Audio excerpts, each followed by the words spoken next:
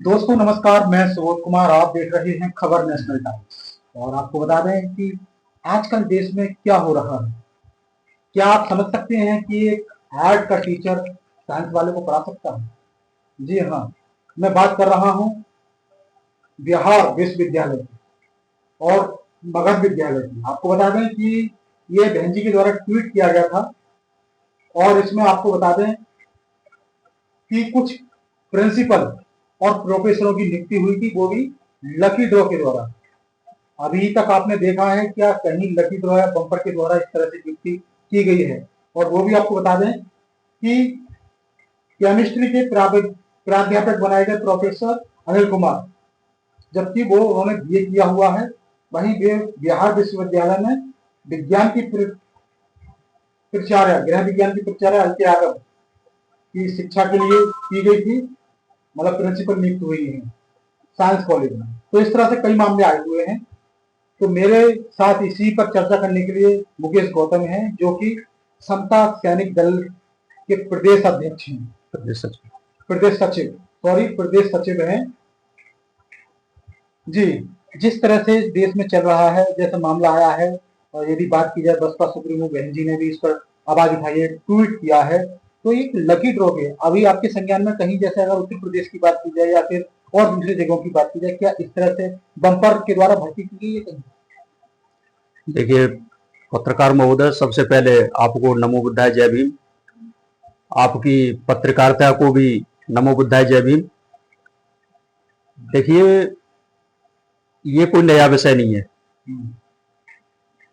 ये सुनने में इस तरीके से आ रहा है, और ये तो विश्वविद्यालय का मामला है, और विश्वविद्यालय से देश का निर्माण होता है। यानी लकी ड्रॉ के थ्रू होते हैं, मतलब जिस पर्ची वाला सिस्टम।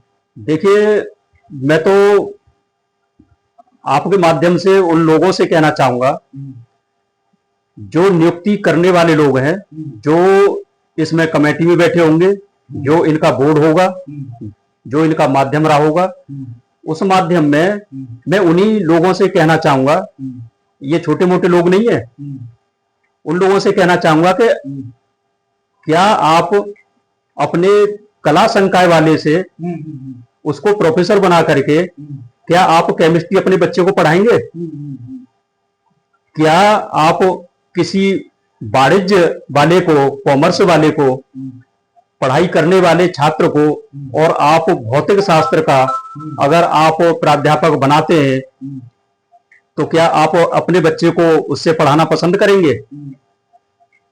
अगर आप पसंद करेंगे तो जरूर ये देश आज नहीं तो कल, और कल नहीं तो परसों विश्वगुरु जरूर, इसी कारण विश्वगुरु बनेगा। इसीलिए देश बाहर जाकर के आपकी तारीफें करता है। जो है अनिल कुमार प्रोफेसर बनाए गए हैं, जो कि मतलब आर्ट से हैं, कला वर्ग से हैं, लेकिन वो जो बनाए गए हैं केमिस्ट्री के प्रोफेसर बनाए गए हैं। क्या कला वाला कभी आपने देखा है किसी कॉलेज में कि जो कला वर्ग से आता हो और वो केमिस्ट्री पढ़ा दे? क्या ऐसा संभव है? देखिए, अगर ऐसे कला वाले वो जो प्रोफेसर को, अगर उसको हाइड्रोजन का अगर सूत्र पूछ लिया जाए, अगर उसको अमोनिया का सूत्र पूछ लिया जाए, आप पूछिए ना, मुझसे क्यों पूछ रहे हैं? तो अगर आपको क्या नाम है, फिटकरी का अगर सूत्र पूछा जाए तो वो बता के दे। नहीं, हो सकता है कि उन्होंने जैसे 10वीं की या जैसे 9th और 10th की क्लास की केमिस्ट्री होती है, हो सकता है वो रटली हो, मतलब याद कर नहीं, लेकिन हाँ ये जरूर है, वो तो एक बेस होता है।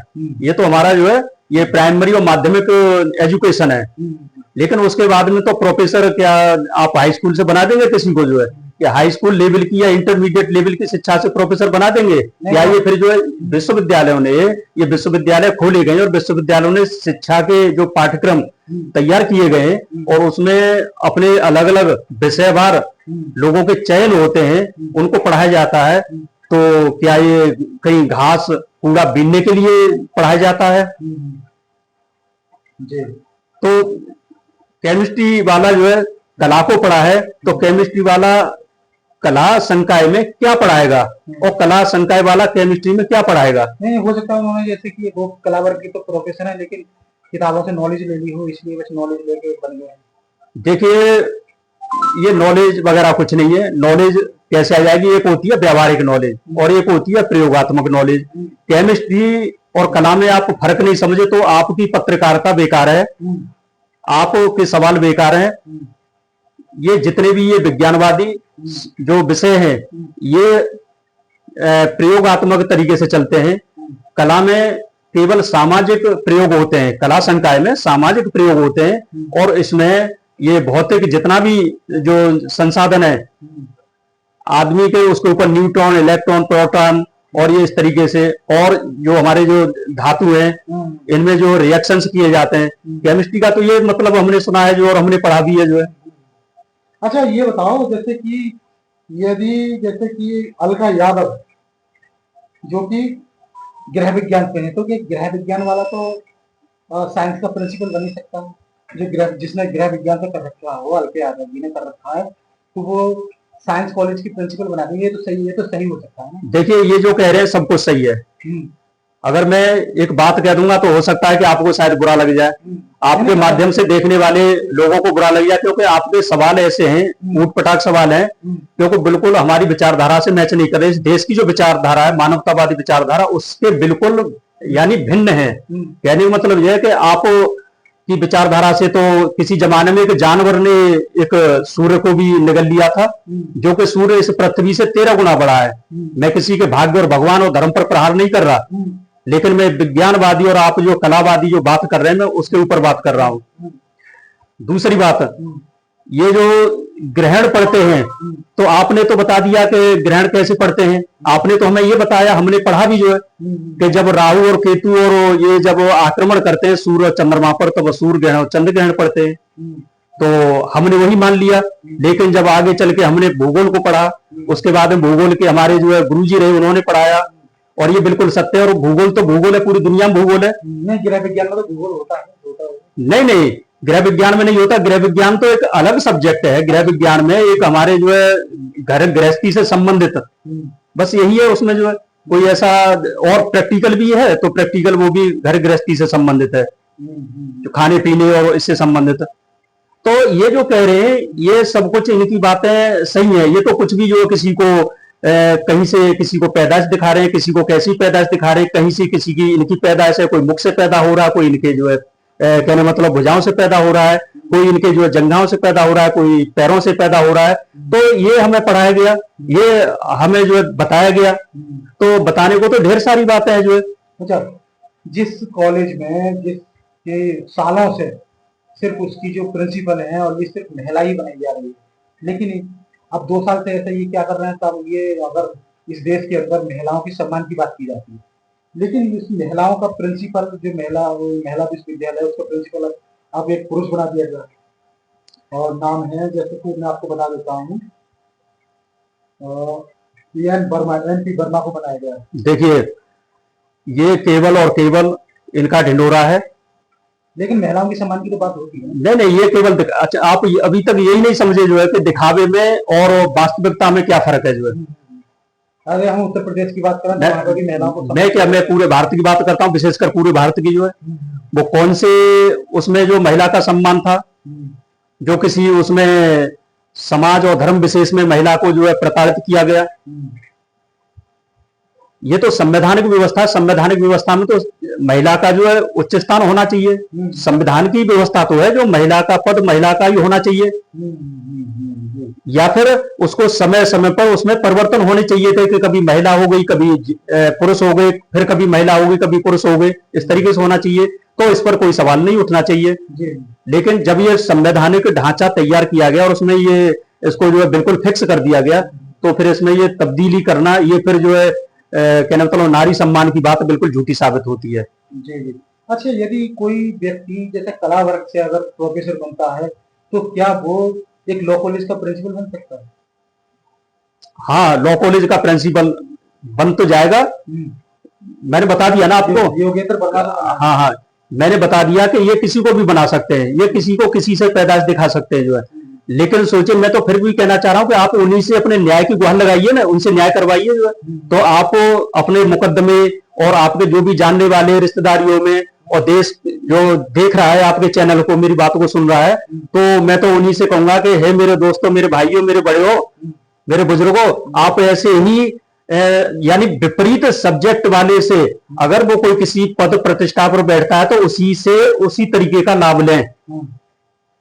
अच्छा, मुझे एक चीज बताइए, जैसे ये अलका यादव वारिस जी की अभी मैंने बताई थी, मतलब गृह विज्ञान की है, तो इस पर जैसे कि यादव समाज की बात की जाए, जो अपने आप को जैसे अम्बेडकर बाबा साहब के सिपाही मानते हैं, कोई आवाज अभी तक किसी का कुछ, जैसे कि फेसबुक की बात की जाए तो उसमें कोई पोस्ट नहीं देखी, यादव समाज कोई आवाज नहीं उठा रहा। देखिए, इसमें अगर जाति विशेष की बात न करके जो पुरानी व्यवस्था है, वर्ण व्यवस्था, क्योंकि हमारा देश लगभग दो व्यवस्थाओं में एक व्यवस्था से गुजर चुका, एक अच्छी व्यवस्था में चल रहा है और ये व्यवस्था बरकरार रहनी चाहिए। तो इस व्यवस्था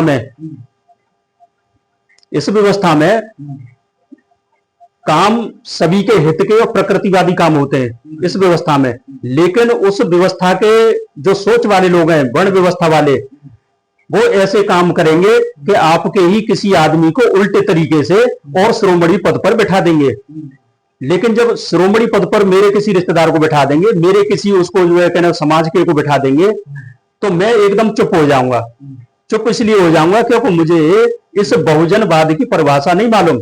अगर बहुजनवाद की परिभाषा मालूम हो जाएगी तो बेशक सही तरीके से किसी हमारे सम्मानित किसी ब्राह्मण को या किसी क्षत्रिय समाज को या किसी वैश्य समाज को बिठाया जाता है तो हम उसका सम्मान करेंगे, उसका आदर करेंगे, जो है हम उसकी जो बढ़ाइयां करेंगे, भूर भूर प्रशंसा करेंगे।